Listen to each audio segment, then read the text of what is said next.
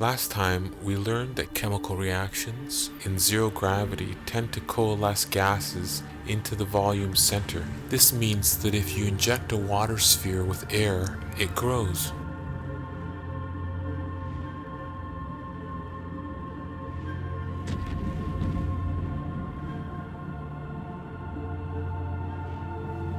Today, again, we're going to the flip side. He who controls the space controls the universe. This is the real Simon Dan bringing you trivial facts of truth from the underground.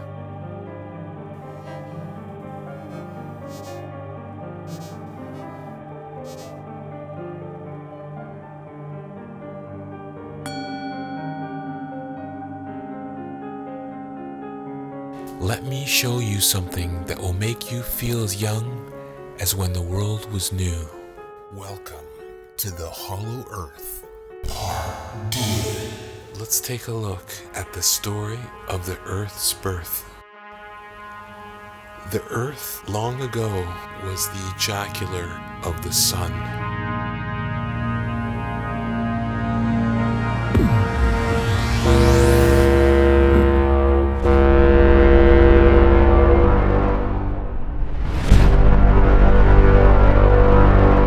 Our Sun is essentially a big ball of hot plasma. As this plasma is flung in a circle, two centripetal bowls are created, one for the North Pole and one for the South Pole. The Sun's solar wind affects nearly everything in the solar system. The metallic construction of most planetoids resemble these bowl magnets in two hemispheres. So today we're going to be talking more about plasma and less about magma. The Earth's plasma energy is very sensitive and complex. It can be thought of as the nervous system of the Earth. Plasma energy overloads and activates polar shields. Previous observations of this plasma sphere showed that plumes sometimes emerge from this region. Jupiter has the largest magnetosphere of any of the other planets. Gas in the Earth's upper atmosphere is ionized by the ultraviolet light from the Sun, and the resulting plasma becomes trapped by the magnetic fields in a donut-shaped ring around the planet. The Earth's magnetotail extends well beyond the orbit of the Moon, and once a month, the Moon orbits through it. This can have consequences ranging from lunar dust storms to electrostatic discharges, and creates the lights of the aurora borealis. Anyone can tell you when the Moon's inside the magnetotail. Just look. If the Moon's full, it's inside the magnetotail. The Moon actually enters the magnetotail 3 days before it's full, and it takes about 6 days to cross and exit on the other side. It's during those 6 days that strange things can happen. During this crossing, the Moon comes in contact with a gigantic plasma sheet of hot, charged particles trapped in the tail. The lightest and the most mobile of these particle electrons pepper the Moon's surface and give the Moon its negative charge. A prevailing theory is that positively charged ions propelled by the solar wind bombard the lunar surface and simultaneously react to make water as hydroxyl, OH negative, and molecular H2O.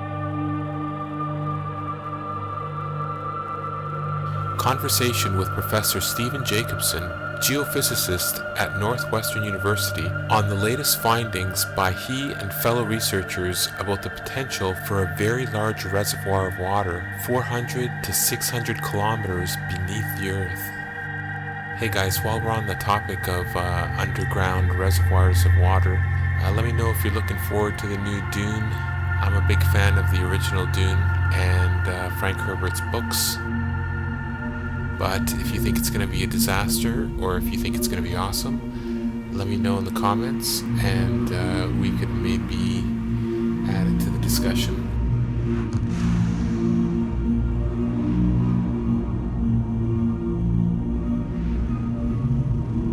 Most planets have under their bedrock an alloy mix of copper, lead, and other fine metals that are smelted together, forming an amazing shell that's durable and dynamic to electromagnetic attackers.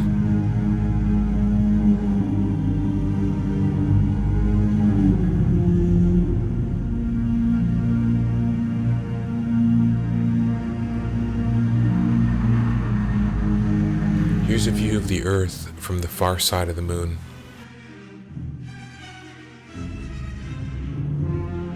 Just like this copper sheet, the moon is slowed down enough to just rupture the crust and bounce off the magnetic metals. The piezoelectric exchange produces an electromagnetic phenomenon that pushes the moon into its orbit.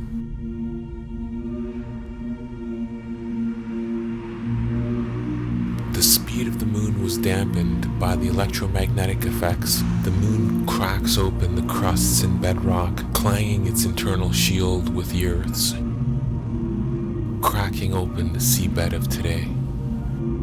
As the Earth cycled up to its fast spinning state, it became a water planet.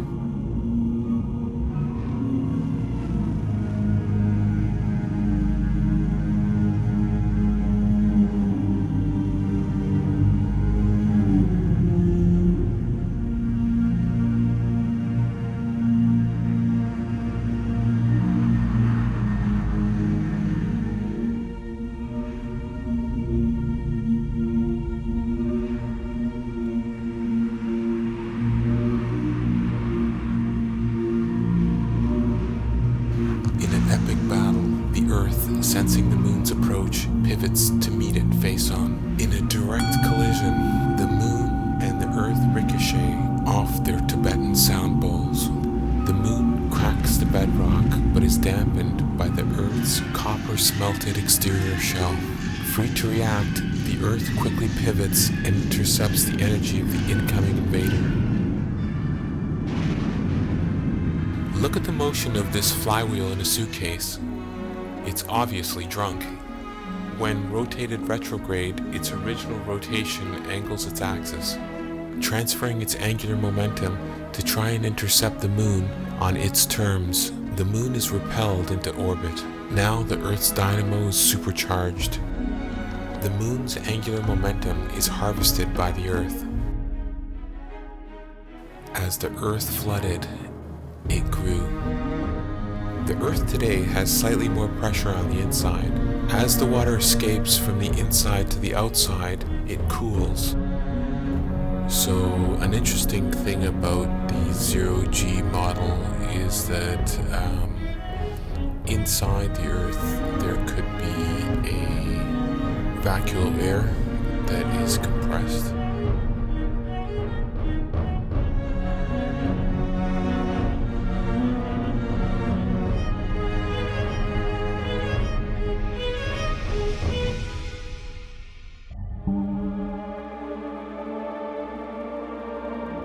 There's a possibility that life may have started from the inside and migrated to the outside.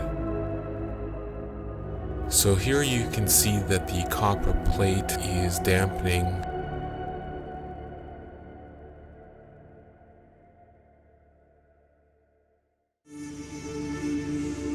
Also, this coiled copper wire is creating the Faraday results that you can see of the motion being dampened, and the result is heat being generated in the copper.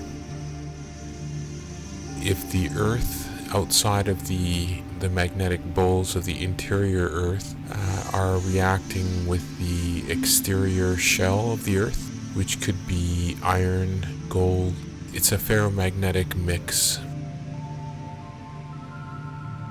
Here you can see the plate tectonic theories of the past.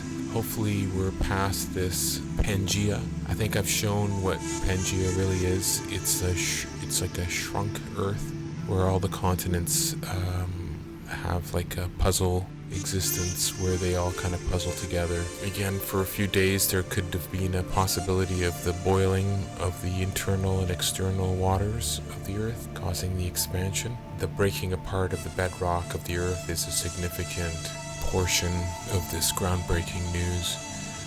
So yeah, feel free to share this.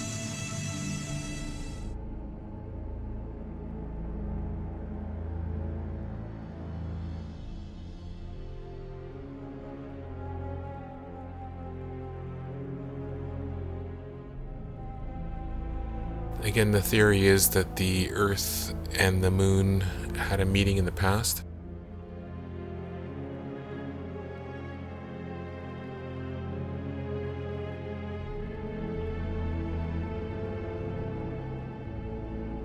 Here you can see I have the ice shield. We can talk about the possibility of a lens in the form of an ice shield that protected the early Earth. Provided a little bit of optics to magnify our neighboring planets, including Saturn and Jupiter. So yeah, that's kind of crazy. We could talk about that.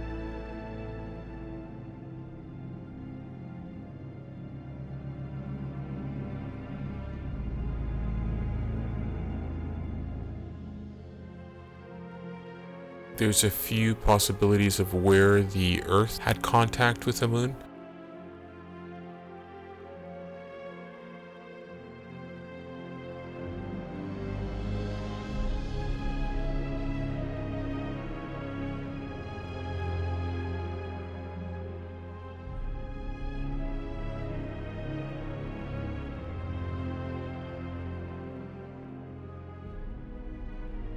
Put a link in the description below so you guys can find this Google link. This is called the seafloor depth map. So you can see here the deep blue color in the poles are indicating that some of the deepest ocean waters are in the poles of the Earth. So that's the North Pole,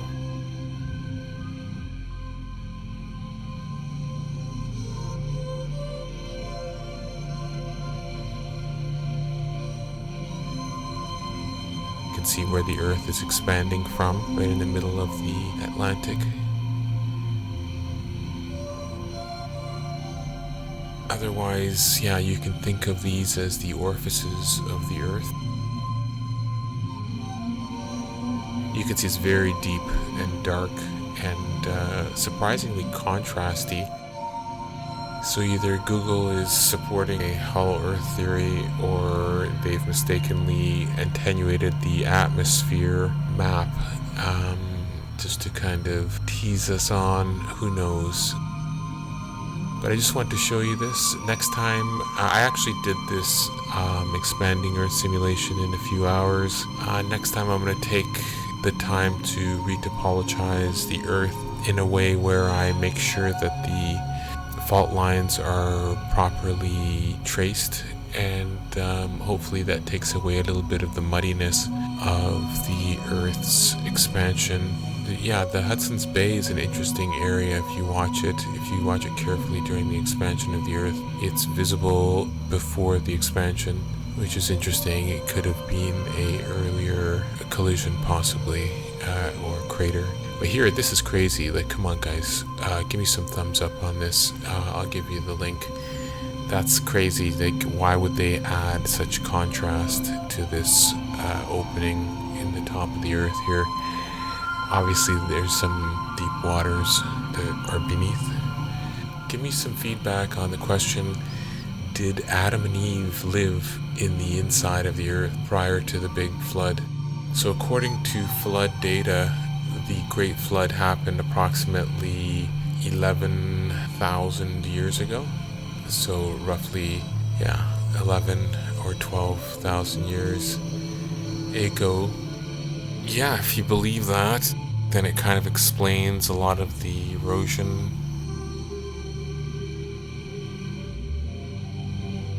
Thanks for watching this video.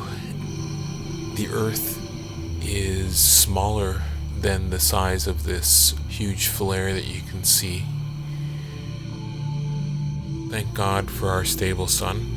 Even though it's erupting these huge flares, usually they fall right back into the sun.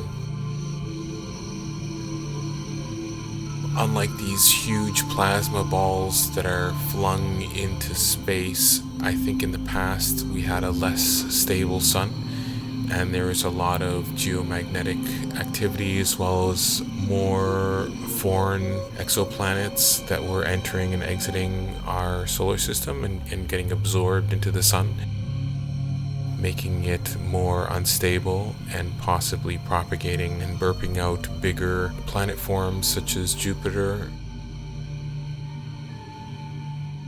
I think there's clear evidence that Jupiter and Saturn have multiple internal plasma balls or internal suns, which you can tell by the multiple helixes that are being formed in their planetary storms in their poles. The Earth seems to be stably one central sun or plasma ball in the center of the Earth. And I found that hard to believe when I first encountered the hypothesis of a hollow Earth and a center sun.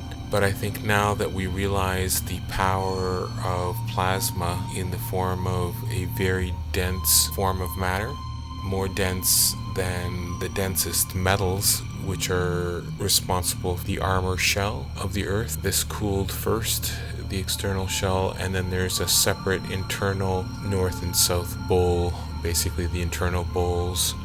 So they're secretly two hemispheres inside the Earth. It's hard to say whether you could migrate internally from the northern sphere to the southern sphere.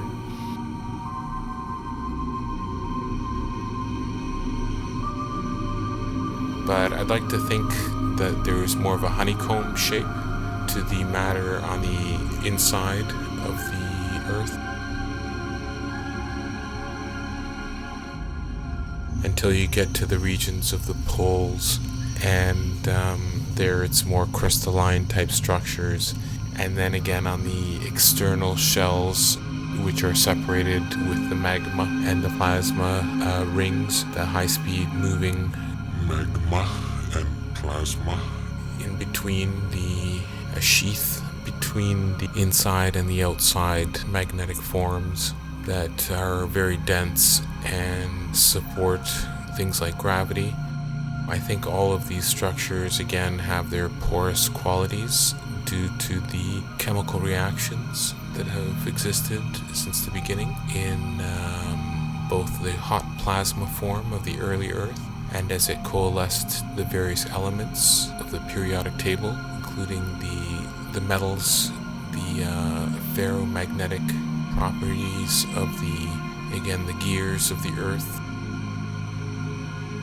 Here you can see 11,000 years ago, we lost Atlantis, and it seems like there was a remnant left behind.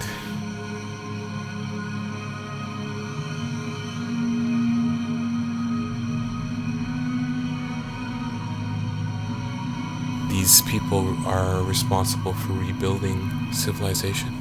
So there you have it. We have some new evidence that long ago there was a great collision that may have killed some of the dinosaurs.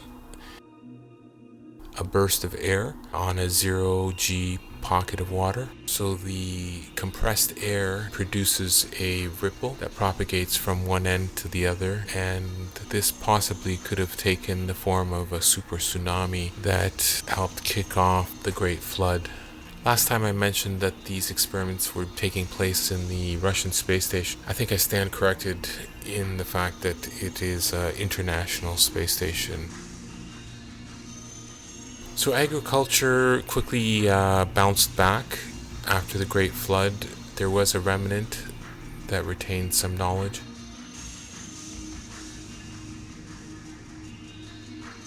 Could the moon event be the cause of the Great Flood? I'd like to also clarify that the moon did not coalesce from random debris.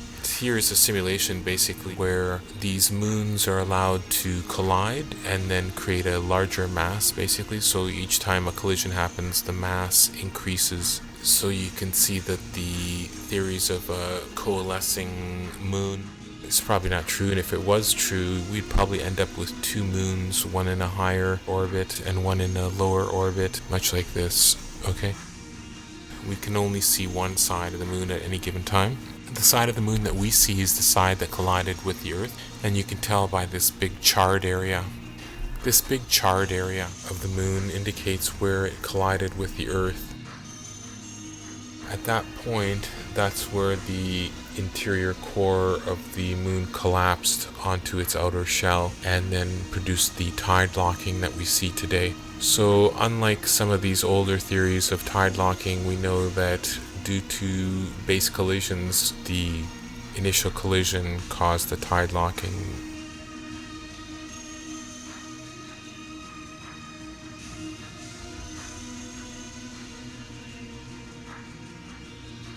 So this is really interesting. You can see when these bull magnets are flung into each other, there's an interesting oscillating effect.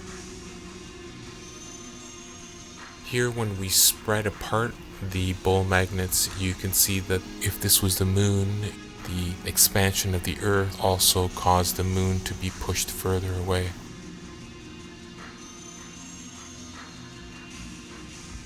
So there's certain sides of these magnets that repel, and you can see that here.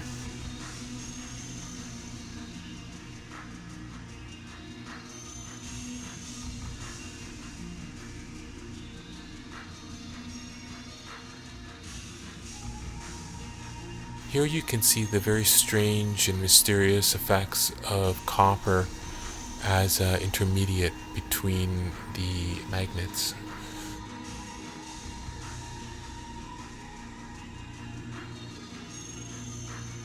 So here you can see the Earth. You can see here it kind of looks like a cell.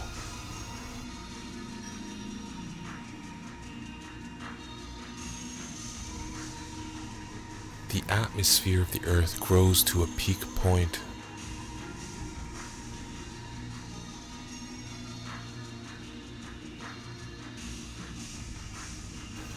I hope I've given you an illustration of some of the insights that may exist within the hollow Earth.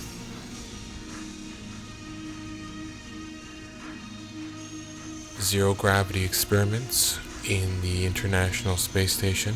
You can see that the properties of gravity and buoyancy are a little bit different in zero gravity, and air tends to want to stay in the center unless it's sucked out forcefully.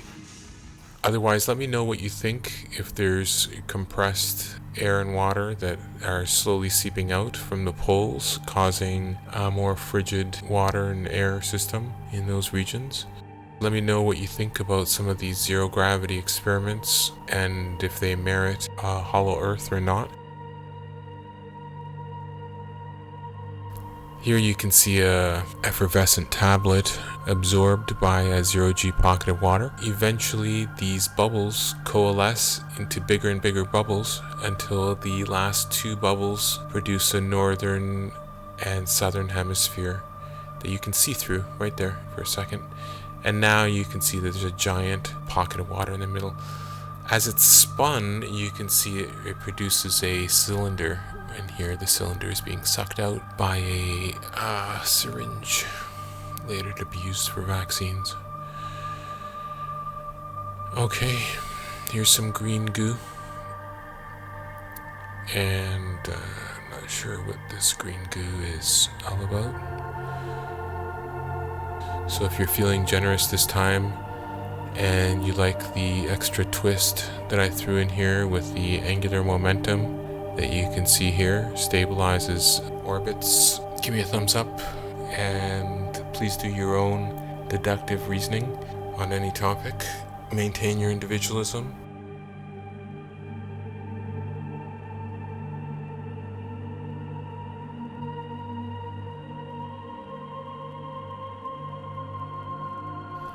I'm just going to zoom out here. This is a special version of Google Earth. It's called Ocean Floor Depth. Okay, so I'll give you the link in the description below so you guys can do your own exploring of the ocean depths. And if you see the key in the top right corner here, you can see that the color key is the deeper or darker the blue. You can see here the darkest region is this blue region on the poles, the polar regions here. So I thought you might enjoy this.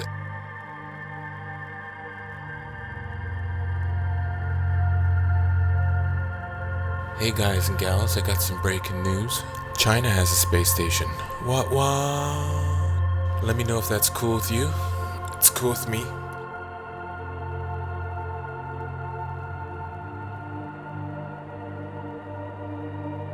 So here's a symbol of the cross, and then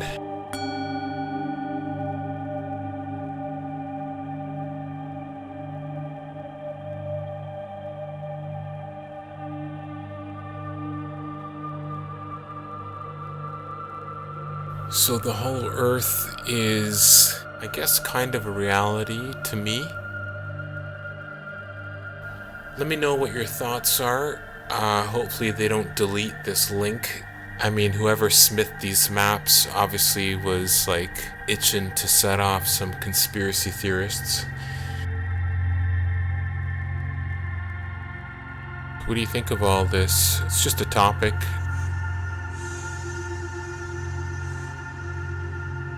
Under the bedrock of our continents, there are plates, there are spherical plates of metal that make up the actual planet, that are the densest metals and most ferromagnetic materials. They're designed perfectly in a magnetic weave that's both impermeable and magnetically potent.